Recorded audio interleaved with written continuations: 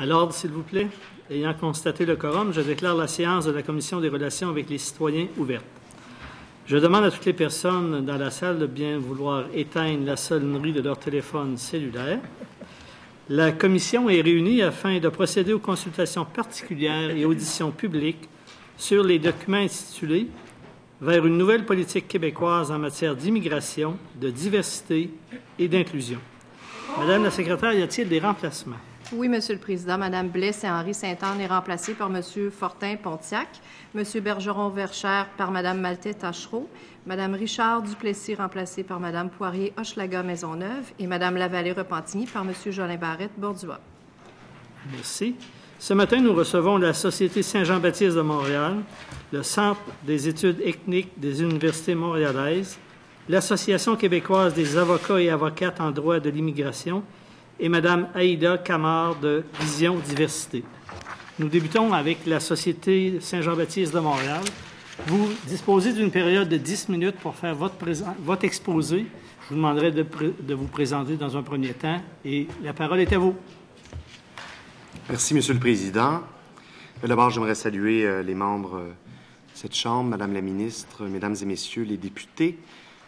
Mon nom est Maxime Laporte. Je suis le président général de la Société Saint-Jean-Baptiste de Montréal. À ma gauche, je vous présente Ibra Kenji, Monsieur Ibra Kenji, qui est le directeur général de la Société Saint-Jean-Baptiste de Montréal. Et à ma droite, Monsieur Éric Bouchard, qui est notre coordonnateur aux affaires politiques, qui est un expert en matière linguistique et le responsable des partenaires pour un Québec français et qui a rédigé le mémoire qu'on vous présente aujourd'hui. Alors, pour ceux qui ne le savent pas, la Société Saint-Jean-Baptiste de Montréal a été fondée en 1834 dans le cadre du mouvement patriote.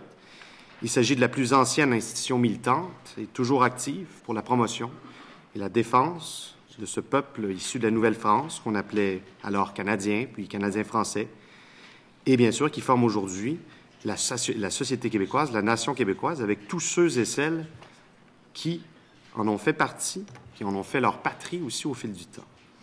Et depuis ses tout débuts, la SSJB n'a pas cessé de s'impliquer activement dans la vie démocratique du Québec. Elle a joué un rôle important dans son histoire culturelle, sociale et économique, tout comme dans la définition de notre identité nationale. Et elle a joué un rôle central dans toutes les manifestations pour la défense, la promotion du français langue commune des Québécois, peu importe leurs origines. Elle a donné naissance au mouvement Québec français et plus récemment à la coalition des partenaires pour un Québec français. Et en plus d'être à l'origine de la Fête nationale du Québec, rappelons que la SSJB a contribué de près à de nombreuses réalisations et institutions dans notre histoire, les hautes études commerciales, la Chambre de commerce de Montréal, la première caisse d'épargne, la Société nationale de fiducie, les premières mutuelles d'assurance, les prêts et bourses via le prêt d'honneur, l'École des beaux-arts, la première école technique, le Monument national, la Fédération nationale Saint-Jean-Baptiste, qui est le premier mouvement féministe à voir le jour au Québec, la Croix du Mont-Royal, l'adoption du fleur-de-lysée comme drapeau national, l'adoption du français comme langue officielle du Québec, ce à quoi nous avons évidemment énormément travaillé. Et la SSJB continue bien sûr de mettre de l'avant des actions pour outiller les Québécois et défendre bien sûr ce qui nous apparaît être ce qu'il y a de plus précieux, c'est-à-dire les éléments qui composent notre identité nationale. Et bien sûr, j'ajouterais que nous sommes très proches des communautés culturelles. On multiplie les actions de francisation et les manifestations culturelles destinées aux communautés culturelles, nos liens avec différents consulats ainsi qu'à l'international. Et la preuve en est qu'à la Société Saint-Jean-Baptiste de Montréal, une bonne partie de nos employés sont d'une origine autre que québécoise. Que ce soit par la création d'un ministère de l'Immigration en 1968, par des ententes entre le gouvernement fédéral et le gouvernement du Québec, ou par l'adoption d'un énoncé de politique en matière d'immigration et d'intégration, il y a une constante qui revient partout dans l'ensemble des documents du gouvernement relatifs à l'immigration, soit l'importance de pérenniser le français.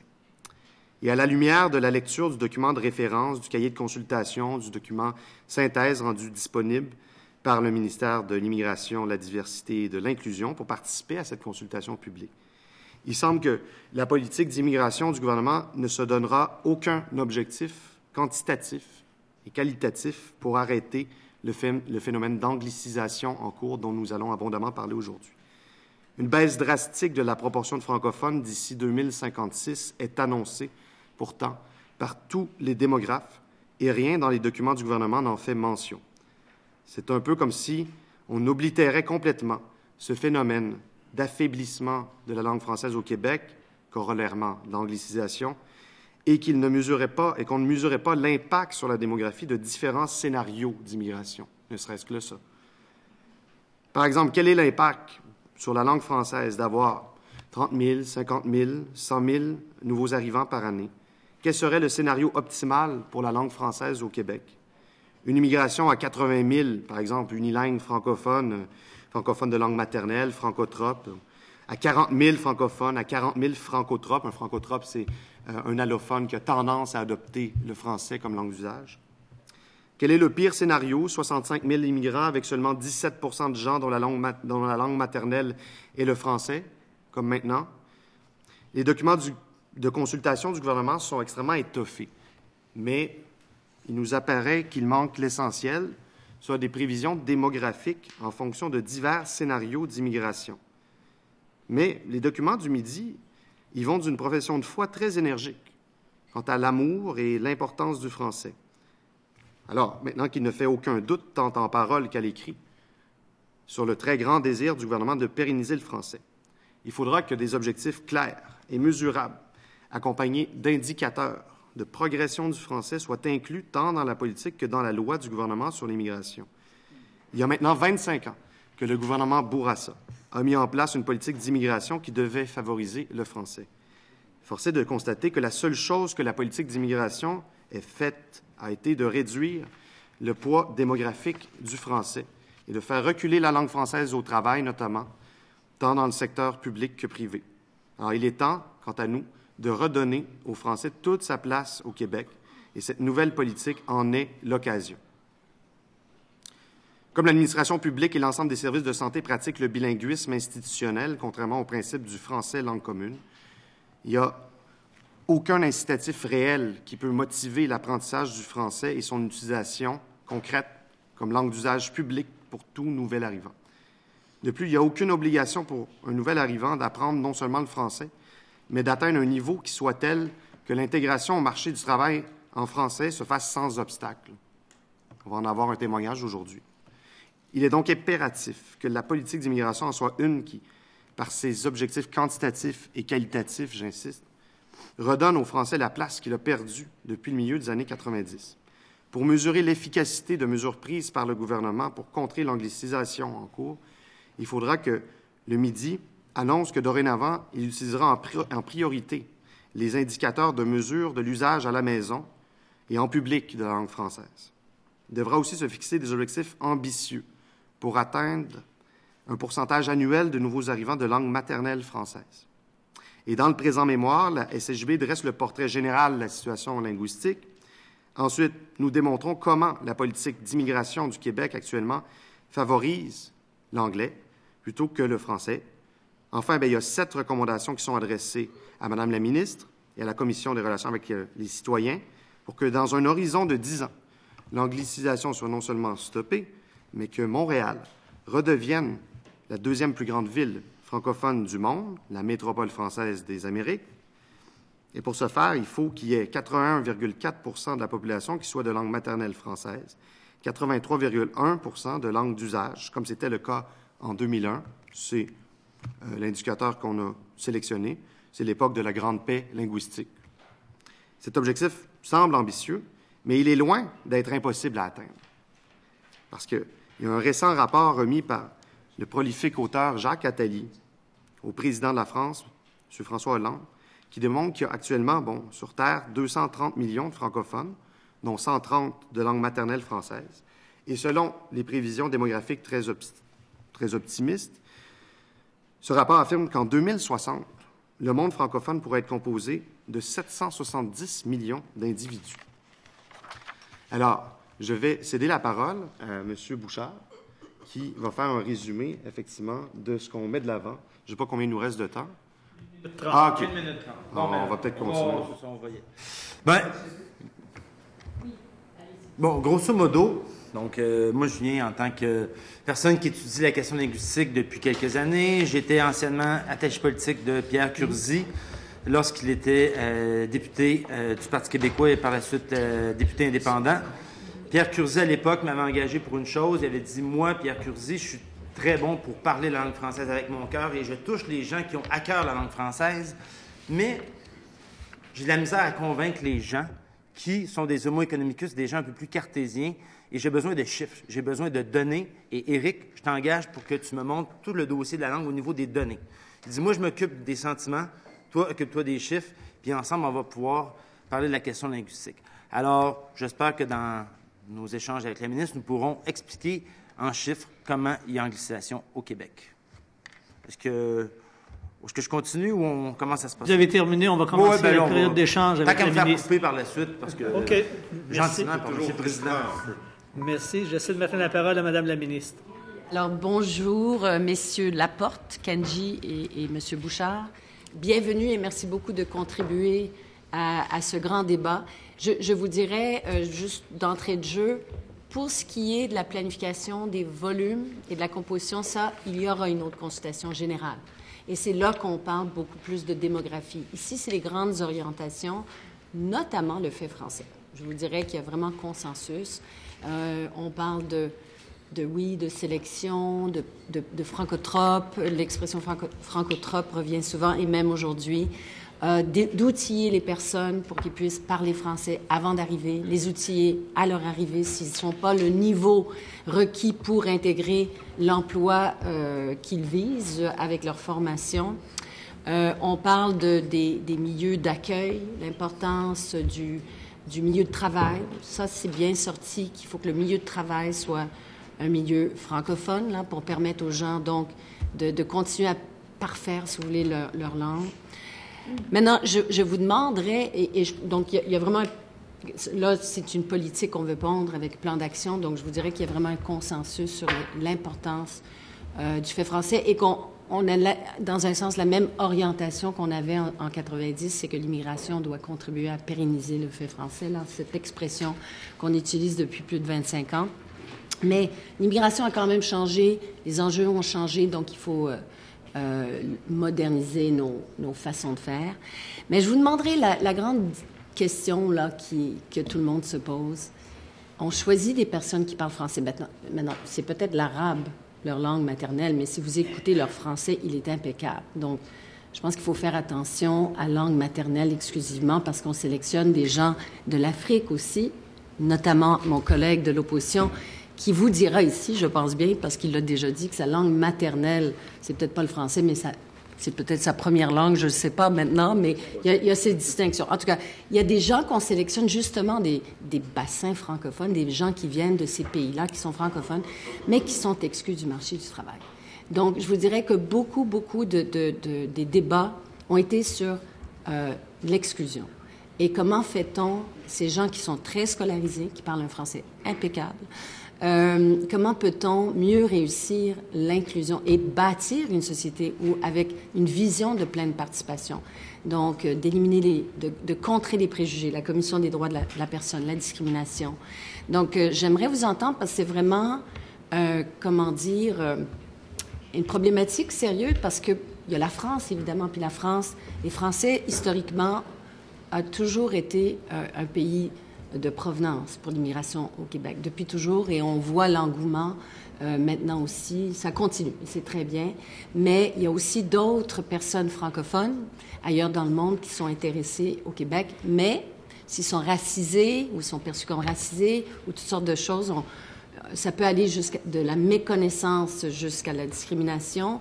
Comment quelle suggestion, votre vision pour contrer justement comment faire en sorte d'avoir des milieux de travail plus accueillants, le rôle des entreprises, justement, pour contrer ce phénomène? Quel est leur rôle aussi dans ce grand projet de société? On aura l'occasion d'entrer dans les détails. De manière générale, la suggestion qu'on met de l'avant, c'est que pour inclure tous et chacun, il faut renforcer le français langue commune au Québec. Et quand vous parlez qu'il y a consensus sur, bien sûr, cette nécessité de pérenniser la langue française, d'assurer sa vitalité, pas juste sa survivalité, sa survivance, Eh bien, il y a également un consensus, notamment chez les intellectuels, à l'effet qu'on a un problème d'affaiblissement de la langue française, langue commune au Québec. Cette même langue française commune qui permettrait d'améliorer l'inclusion des nouveaux arrivants au Québec. Et d'ailleurs, le fait qu'on ne soit pas capable de franciser ou qu'enfin, on ait affaire, dans bien des cas, des nouveaux arrivants qui ne maîtrisent pas du tout la langue française, qui vont avoir comme seule langue officielle parlée, par exemple, l'anglais, eh bien, ce n'est pas un facteur d'inclusion. Au contraire, ces gens-là, je pense que c'est dans l'ordre de 35 % vont quitter le Québec après peu de temps. Maintenant, j'aimerais céder la parole justement à mon expert en matière linguistique pour qu'il vous expose, en fait, ses idées quant à ça.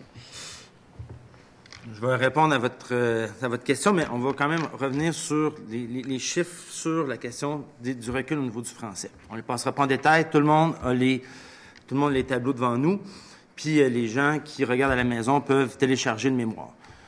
En gros, le français recule au niveau de la langue maternelle, proportionnellement, de façon assez rapide. Il recule aussi au niveau de la langue la plus utilisée à la maison. Là, les experts vont dire, oui, mais c'est un peu normal que ça recule au niveau de la langue maternelle puis au niveau de la langue d'usage à la maison. Quelqu'un qui arrive, qui émigre, sa langue maternelle, exemple, c'est le farsi. À la maison, il va parler le farsi. Ce qui nous intéresse, c'est la langue parlée en public. Si le français est en santé en public, c'est ça qui nous intéresse au Québec. Et on est exactement dans cette logique-là. Donc, on se met à regarder, et c'est la dernière étude du Conseil supérieur de la langue française nous montre quoi? La langue d'usage public dans 14 aires d'interaction, dont la langue de travail, mais après ça, les aires d'interaction, ça peut être aller au CLSC, ça peut être aller dans un commerce, dans un restaurant, à l'école. Bon, vous voyez toutes les interactions publiques qu'il peut y avoir. Bien, le français est la langue commune, principalement des francophones hors Montréal. Après ça, les francophones à Montréal ont tendance à moins utiliser le français parce que beaucoup vont travailler en anglais. Ceux qui utilisent le français en public, le plus parmi ceux qui ne sont pas des francophones de langue maternelle, sont les allophones francotropes. Donc, ceux qui viennent d'un pays de la francophonie ou d'un pays de langue latine. C'est-à-dire, quand on est francotrope, tous les gens d'Amérique latine ou d'un pays de la francophonie, donc l'Afrique noire, l'Afrique maghrébine, et puis une partie de l'Europe, c'est des gens qui font partie, dans le fond, des immigrants francotropes. Eux, ils utilisent le français au Québec. Et par la suite, ceux qui l'utilisent le moins, évidemment, c'est ceux qui émigrent et qui sont des non-francotropes. Donc, ils ne viennent pas des pays que j'ai cités précédemment.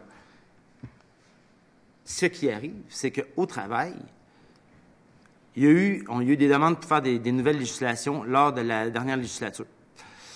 Pour toutes sortes de raisons, les projets de loi n'ont pas passé et le projet de loi portait beaucoup sur la langue de travail. Puis pour te permettre de travailler en français au Québec.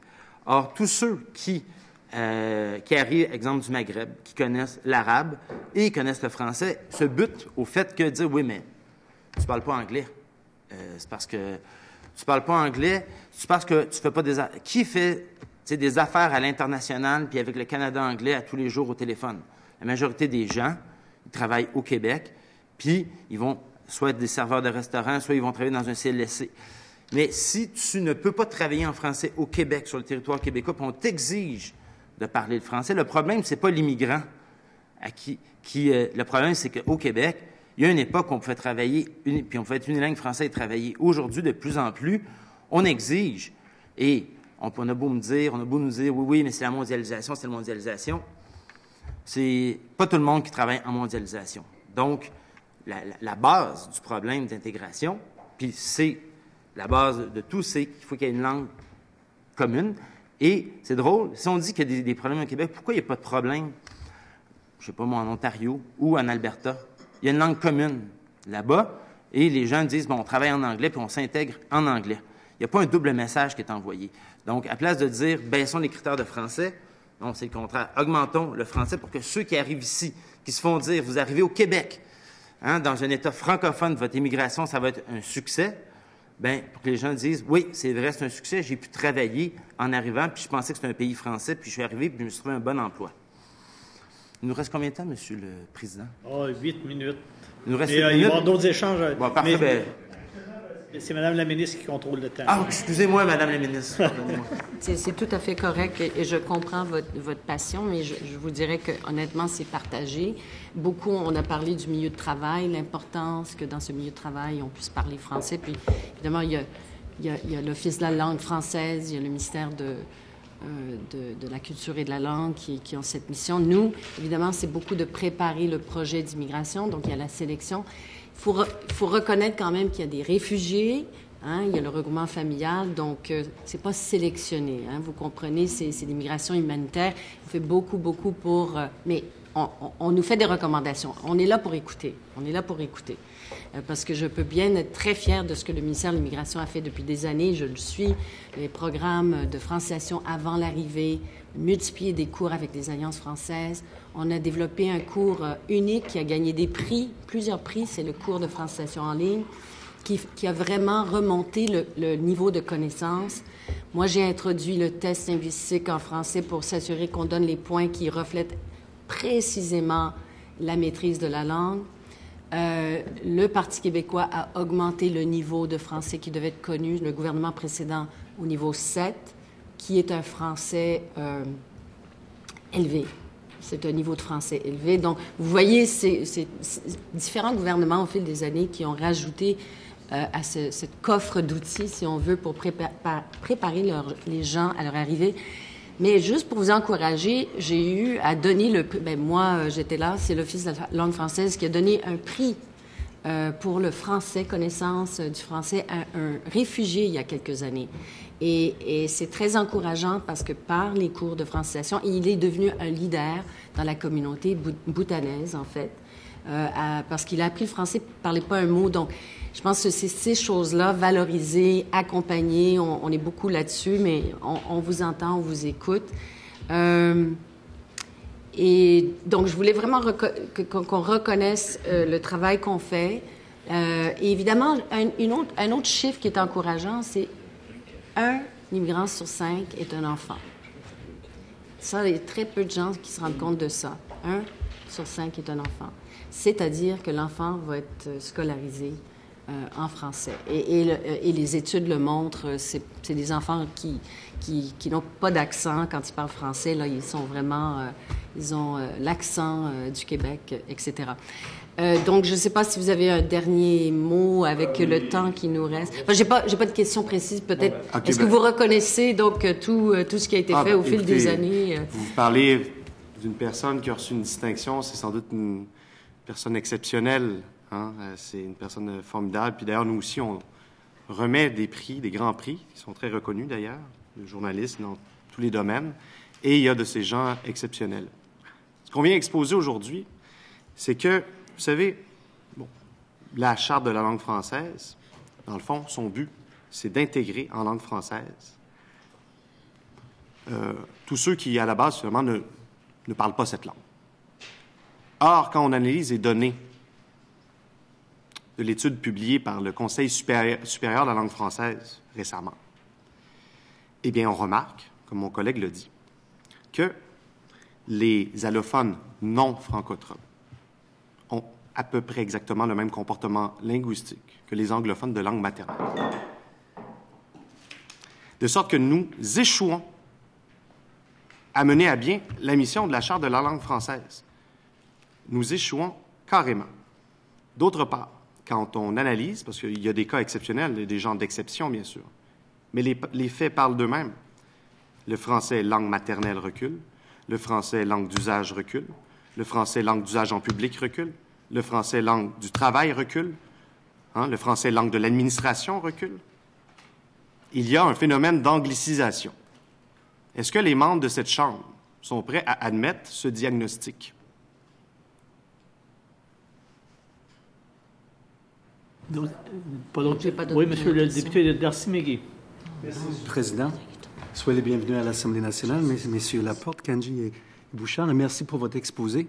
Écoutez, si on est ici, c'est pour parler d'une politique en matière d'immigration, de diversité et de l'inclusion, parce qu'il y a plusieurs exigences pour le Québec de demain qui vont être assujetties à les bénéfices de l'immigration. Sinon, on a un grand problème devant nous à la fois pour la pérennité du français, vous allez vous convenir avec moi, en ce qui a trait au marché du travail, où on s'attend à quelques 700 plus 1000 emplois à combler dans un temps où, pour la première fois dans l'histoire, les gens aptes à travailler ici, entre l'âge de 22 et 64, est à zéro en termes de croissance.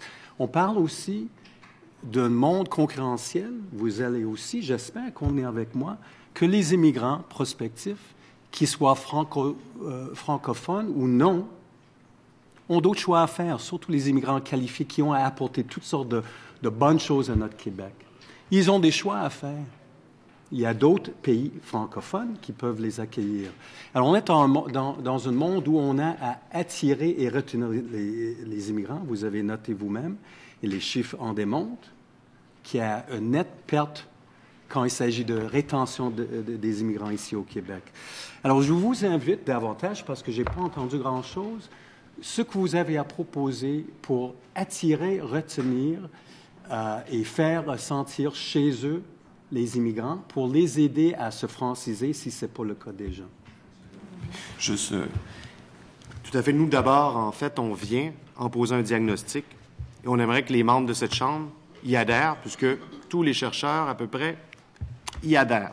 D'autre part, effectivement, lorsque ce diagnostic-là est reconnu, ce que nous recommandons, c'est que le Midi, en termes, pour ce qui est des politiques d'immigration, ait des objectifs clairs et mesurables, des objectifs. Alors, je comprends, mais je vous pose une question oui, sur comment s'assurer que les immigrants vont avoir le goût de venir ici, vont avoir le goût de se joindre à une société où ça se passe dans notre langue commune, le français. Laissez parler. Est-ce que je peux vous inviter à répondre à la question? Bien sûr. Donc, nos recommandations, c'était en guise d'introduction. Je vais laisser mon collègue les exposer. Dans les propres documents du Midi, OK, de consultation, on voit quoi? On voit que ceux qui n'ont que l'anglais comme langue officielle connue, donc tu peux être quelqu'un qui connaît encore là une fois le farsi, mais comme langue officielle au Canada, il y a le français et l'anglais, ceux qui ne connaissent que l'anglais comme langue officielle, après 10 ans, il ne reste au Québec que 66 % de ces immigrants-là. Ceux qui ne connaissent que le français comme langue officielle, il reste à plus de 85 % au Québec. Donc, le facteur de rétention de l'immigration, si on travaille fort pour aller chercher des immigrants, bien, il est clair que le fait français fait en sorte que, pour la rétention, c'est le plus grand facteur. Pourquoi? Parce que quand on vient au Québec comme immigrant, pour beaucoup d'entre eux, on vient dans une société francophone. Puis on veut travailler en français, puis on veut... Alors que pour d'autres, on va dire, on vient en Amérique, on vient au Canada. Donc, si je travaille pour CGI, par exemple, puis je me fais offrir un poste à Google, puis que, dans le fond, moi, je ne connais que l'anglais comme langue officielle, bien, il est clair que pour moi, j'ai des opportunités d'affaires ailleurs parce que je ne viens pas pour le projet français. Donc, le facteur de rétention pour nos entrepreneurs est très, très fort dans la connaissance de la langue. C'est un des plus grands facteurs. Fait que les chambres de commerce sont venus, les gens d'affaires sont venus dire oui, mais bon, on sentait que sur la question du français, ils étaient, disons, moins enthousiastes que nous. Mais donc, et pour attirer, ça c'est l'autre partie de votre question. En terminant, bon, disons que toute la question des étudiants étrangers dans les institutions d'enseignement francophone qui font partie de nos recommandations, mais on pourra continuer par la suite. J'essaie de maintenir la parole, Monsieur le député de Bourget. Merci, Monsieur le Président. Monsieur Laporte, Monsieur Kranji, Monsieur Bouchard, soyez les bienvenus. Vous faisiez un bilan sommaire tout à l'heure relativement à une question que vous posez à la ministre, en l'occurrence sur la question de la situation du français, parler de recul. L'une des raisons fondamentales dans les années 90 qui poussait le gouvernement, non plus tôt que ça d'ailleurs, c'est dans les années 60, le gouvernement du Québec a allé arracher les pouvoirs en matière d'immigration fédérale, était à l'effet d'assurer la pérennité du français. À vous entendre, on est loin d'avoir atteint cet objectif-là. Et on pourrait même davantage s'alarmer. Et c'est ce qu'a fait Diane de Courcy, au moment où elle avait la responsabilité de ce ministère il y a quelques mois encore. Elle a amené dans cette perspective une pondération au facteur connaissance linguistique de la grille de sélection qui est entrée en vigueur au Québec le 1er août 2013. Parce qu'elle faisait le même constat, de toute façon, donc elle utilisait les instruments qu'elle avait à sa portée pour contribuer à maintenir la vigueur du français quant à l'immigration des travailleurs qualifiés sélectionnés.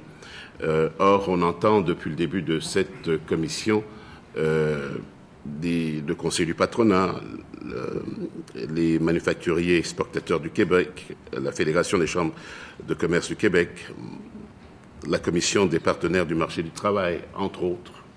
D'autres viendront probablement plaider dans ce sens-là, de voir à l'assouplissement de cette pondération.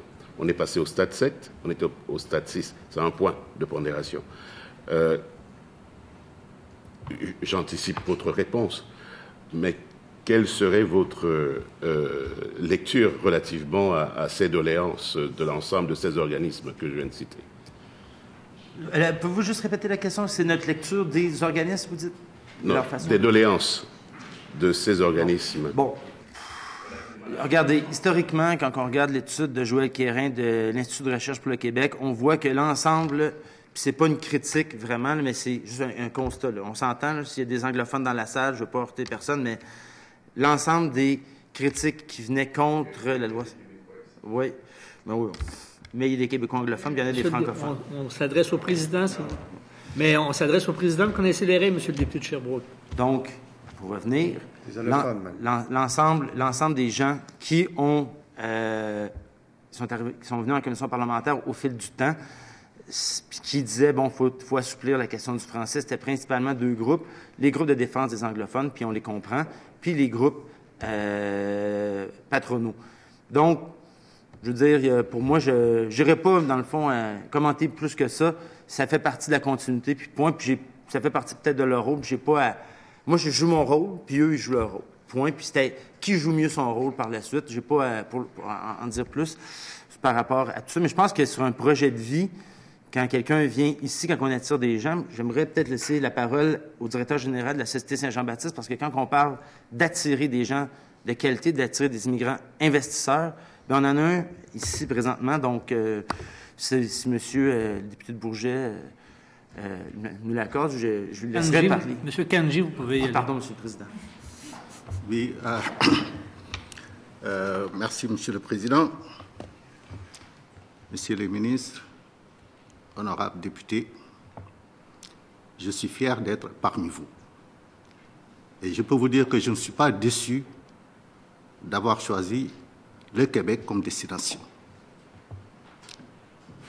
J'ai trouvé un peuple sympathique, j'ai trouvé un cadre de vie qui me correspond et mon projet de vie d'immigrer effectivement au Québec, j'avais le choix.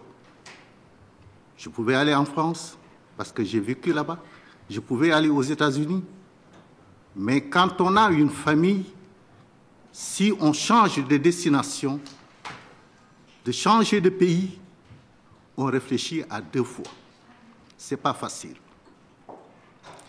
Mais la chance que j'ai eue, tous les immigrants ne l'ont pas. Moi, je suis un immigrant investisseur, vous savez ce que c'est. Les conditions, vous les savez. C'est un investissement. J'ai fait cet investissement pour mes enfants. Je ne suis pas venu au Québec pour du travail. Mais dans l'expérience, j'ai préféré commencer à la base. J'ai été Emploi Québec qui m'a référé à une agence compte tenu de mon CV qu'on appelle agence des cadres disponibles de Pointe-Claire, que vous connaissez tous. Dans cette agence, que l'on pense être effectivement une agence québécoise, elle l'est, de fait. Mais c'est l'anglais qui est de rigueur. Je suis désolé. On nous demande si vous êtes à l'aise pour parler anglais. Tout le monde est à l'aise pour parler anglais. Et tout le réseautage se fait en anglais. De là-bas, j'ai eu la chance de taper à la bonne porte, qui est la Société Saint-Jean-Baptiste de Montréal. Aujourd'hui, je suis à la tête d'un organisme qui date de 180 ans. Je suis le patron de tout le monde, sauf peut-être du président. Et depuis que je suis là-bas, ça fait 2 ans, j'ai recruté 4 immigrants de diverses origines. Parce que quand je fais une offre d'emploi, les CV que je reçois, je ne regarde pas les noms. Je regarde simplement leur CV, ce qu'ils ont dans la tête. Malheureusement, il faut le constater, cette problématique, je pense bien que c'est là qu'il faudrait qu'on parte du débat et du constat. La problématique que nous vivons tous, les immigrants, parce que si je m'arrête à mon cas, moi je ne suis pas dessus là, j'ai trouvé ma voie. Mais si j'arrête sur mon cas, je ferai preuve d'égoïsme, parce que d'autres vivent effectivement des situations difficiles. Et ces situations, on le sait tous, ils sont confrontés, effectivement, les diplômés francophones qui arrivent au Québec parce que c'est le Québec. S'ils étaient à l'aise en anglais, ils auraient pu aller partout ailleurs. Mais quand on choisit une province parmi une dizaine, c'est parce qu'effectivement, il y a un critère assez précis. C'est le français. Il rencontre des difficultés au niveau de l'emploi qui est réel. Elle est présente, ce choix, en tout cas, le fait, effectivement, ce critère d'exigence de l'anglais, il est présent partout ailleurs. Je ne dis pas que, effectivement, un cadre d'un certain niveau doit ignorer l'anglais. Mais là où le bas blesse, c'est que quand on rencontre de telles difficultés, on fait de telle sorte que ces enfants ne vont pas rencontrer les mêmes difficultés. Moi, quand je suis arrivé ici, j'ai demandé à mes enfants qui sont bilingues, voulez-vous aller dans une école francophone ou bien une école, effectivement, anglophone? Vous avez le choix parce qu'ils ont fait l'école anglophone à Dakar. Moi, je suis d'origine sénégalaise. Ils ont fait l'école américaine, mieux encore. Quand ils ont arrivé, j'ai demandé, parce que c'est une famille, c'est un choix, on a payé. Ils m'ont dit, nous voulons aller à l'école francophone. Mais malheureusement, on est tombé dans l'ouest de l'île. Ils sont allés à Saint-Georges, où on parle plus anglais que français. Ils m'ont dit, mais papa, qu'est-ce qui se passe? On est dans une école anglophone ou francophone? J'ai dit, c'est une école francophone. Ce sont ces réalités qui fait que l'influence sur, effectivement, les études que vous voyez, ces influences, au fur et à mesure que l'on avance, parce que moi, je suis seul, avec mon épouse, mais j'ai 4 enfants. Si je veux éviter, effectivement, de rencontrer ou bien de mettre plus tard mes enfants dans cette situation de dilemme qui consiste à ne pas parler peut-être anglais plus tard, je suis obligé de les orienter vers l'école anglophone. S'il vous plaît. En terminant, je voulais simplement vous dire que tout le problème repose sur l'information. Si on veut prendre en charge effectivement cette problématique-là, il faut qu'à la base, que les immigrants soient bien informés de ce qui se passe ici. Merci. Et qu'arriver effectivement en place, qu'on puisse les prendre en charge pour voir réellement dans la vraie vie les difficultés qu'ils rencontrent. Merci. Je vous remercie. Je cède maintenant la parole à M. le député de Bordure. Merci, M. le Président. Bonjour, M. Laporte, M. Kandji, M. Bouchard. Merci de votre présence, de votre témoignage. Je comprends du témoignage de M. Kandji l'importance d'informer les immigrants avant leur arrivée au Québec de la réalité concrète sur le terrain, de faire les efforts pour la francisation. Vous avez beaucoup parlé du constat que vous dressez de la situation de la langue française. J'aimerais qu'on s'attarde davantage à votre mémoire pour les propositions concrètes que vous suggérez. Si vous voulez, on va passer point par point. Dans le premier temps, vous souhaitez, au niveau de la recommandation 1, que l'immigration reflète davantage le poids démographique du Québec et la répartition entre les gens qui ont la langue française comme langue maternelle en rapport des autres langues parlées au Québec. Il y a une question sous-jacente qui vient à ça.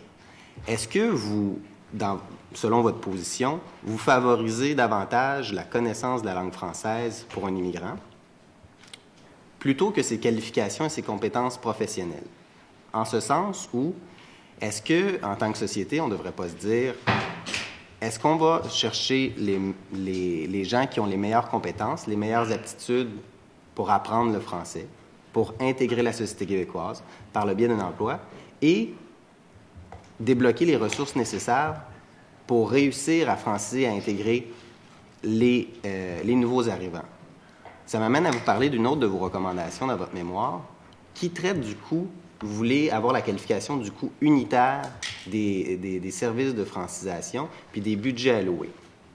En ce sens-là, vous n'êtes pas sans savoir que, en vertu de l'accord Canada-Québec, il y a un transfert cette année de 320 millions pour favoriser l'intégration et la francisation des immigrants qui est transféré au ministère de l'Immigration, de la diversité et de l'inclusion. Par contre, ce qu'on constate, c'est que ce n'est pas la totalité de ces sommes-là qui sont investies au niveau de l'intégration et francisation.